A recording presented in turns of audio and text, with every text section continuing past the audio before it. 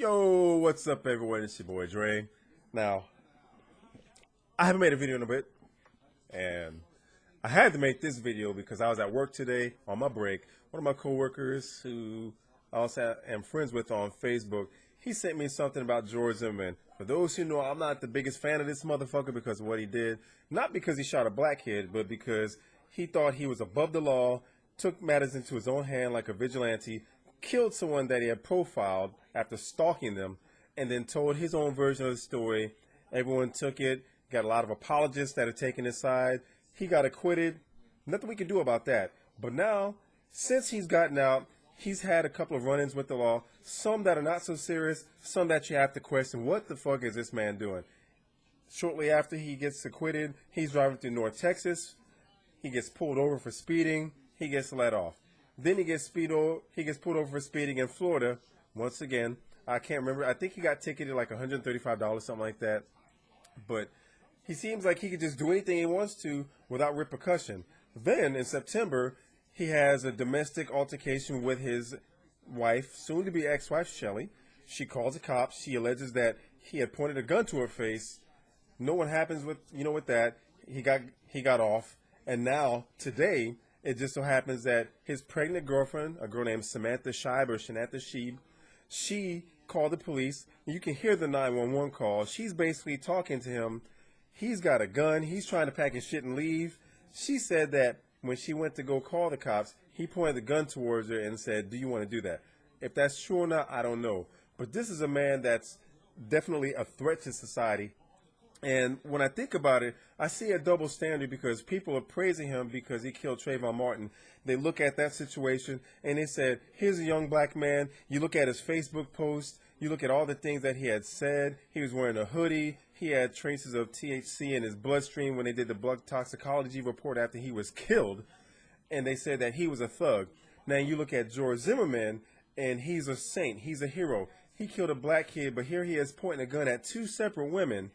And he's not a thug, so there is a double standard there. Not because of color. It could be deemed as that. Fuck it, I'm just going to go ahead and say it, because it is. You have a black kid that end up getting shot, and because of his characteristics, because the way he looked, the way he lived his life, he's a thug. He was trying to procure firearms, whereas you got a guy who is licensed to carry a firearm legally. So I guess that makes it legal for him to go out and shoot a motherfucker. It's not enough that he killed a black kid, but then he wants to point a gun at his own wife, the woman that stood by his side when he was going through his own shit, and then he ends up turning it back on her, saying, ain't that a bitch? And then he's going to go against a woman that's his girlfriend, points a gun at her when he's packing his shit. Maybe she broke up with him. Maybe he felt jilted.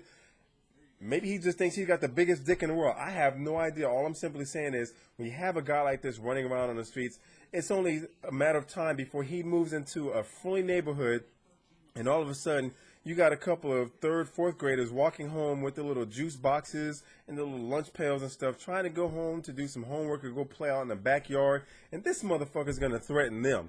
It's only a matter of time. This guy's a menace. And for someone who has gotten in trouble for something like this, and the outcry against him from several groups, not just blacks, but some Hispanics and whites that just detest what he had done with Trayvon Martin, you would think that he would want to lay low just to keep himself out of the public eye, and he can't help but to keep himself in the public eye.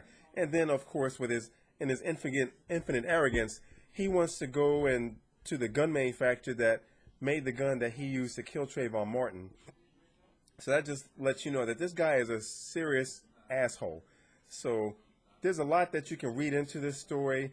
Supposedly, she said that he started smashing up her glass table with the butt of the gun, and also was said that in the home, her home, because he basically pushed her out, locked the door, and then propped some furniture up against the door to barricade himself in. Fortunately, the cops got in.